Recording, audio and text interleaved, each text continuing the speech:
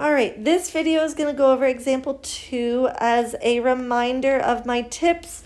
We're going to read through choices if we have multiple choice. We're going to cross off choices that are obviously wrong, and we're going to show work to prove our answer choice. So let's go through example 2, another dot plot 1.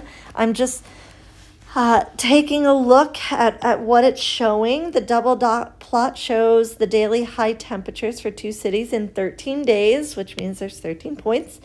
Compare the centers and variations of the two populations. I'm noticing that there are no outliers. I don't see anything really far away from my Springfield data or really far away from my Lake City data. I'm noticing that it's a nice curve, okay? It very much looks like a mirrored image on either side of my high point. And so in this first blank, what I'm noticing is that we have symmetrical data.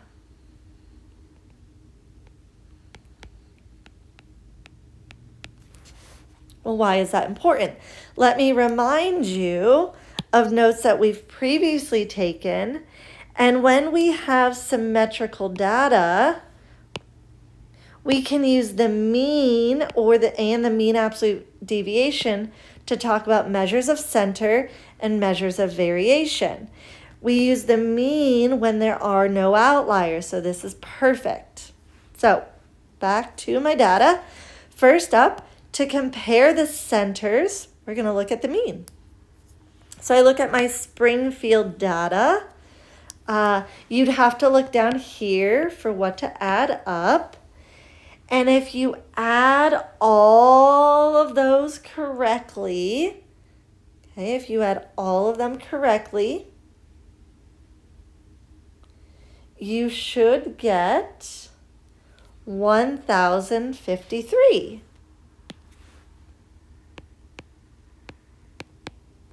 And there are 13 data points. And if you divide by 13, you get 81. I am going to ask that you pause, and I want you to try to do Lake City. So grab your calculator and try it out. How did it go? Did you add 81 plus 82 twice, plus 83 twice? 84 needed 3 times because there are 3 dots, plus 2 85s, plus 2 86s, and an 87. If you added correctly, you got 1,092. 13 data points gives us a mean of 84. Notice how these are fairly close. It makes sense that Springfield is a little bit lower. We can see the dots are more towards the left. These ones are a little more towards the right. Lake City was a little bit higher. So that's a good thing to be noticing.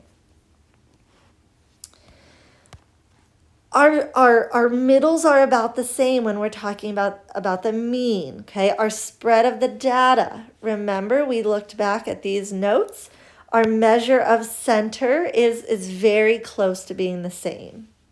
Now we can look at our measure of variation. How much is the data varying from this average mean? Well, to get the MAD, you find the difference or the distance from the mean. So if you can already see the work here for Springfield.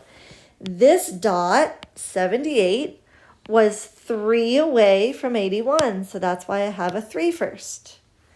These 2 dots are 2 away, which is why I have 2 2s. These 2 dots are 1 away, 2 1s. These dots are 0 away, 3 zeros. And so on and so forth. My last dot is 84, which is 3 away, and you can see that here.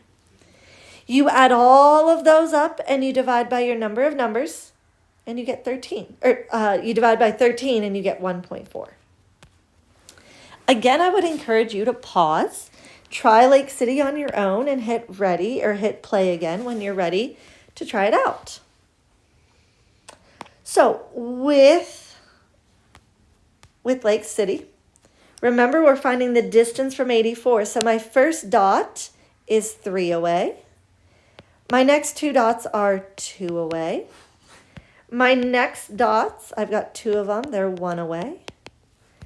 The next 3 dots are 0 away. You could put +0 every time, but it's okay if you did not.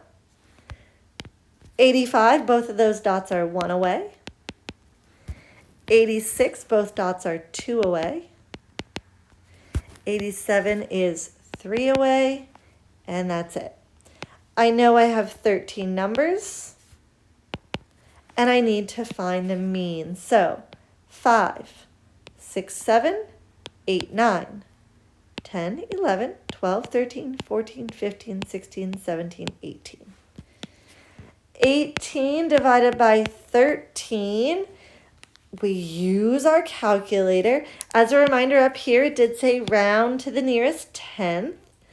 And so if you divide 18 divided by 13, you get 1.3, but there's an 8, so I'm going to round it to 1.4. All right, so that's our spread. What it's saying is this data is only varying from our mean, our center, by 1.4. And that's very true. Look at it. There's not a big spread. The middle here is 84, and all of the numbers are very close to it. Their spread is only about 1.4. There's not a lot of variation here. So while both cities have the same variation or spread of data, notice how this one was always 1.4. Also all very close to their middle. There's not a big spread from the mean of 81.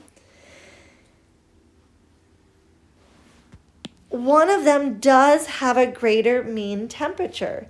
And in this case, Lake City has a greater mean temperature than Springfield. On average, Lake City tended to be a little bit warmer than Springfield. There wasn't a lot of variation in the data, but there were higher temps to drive up the overall mean, the overall average of the temperature. So again, this is where I'm going to stop this video. This covers example 2. If you need example 3, you need to go and watch the last video. Make sure if you were absent that you do show me your makeup notes.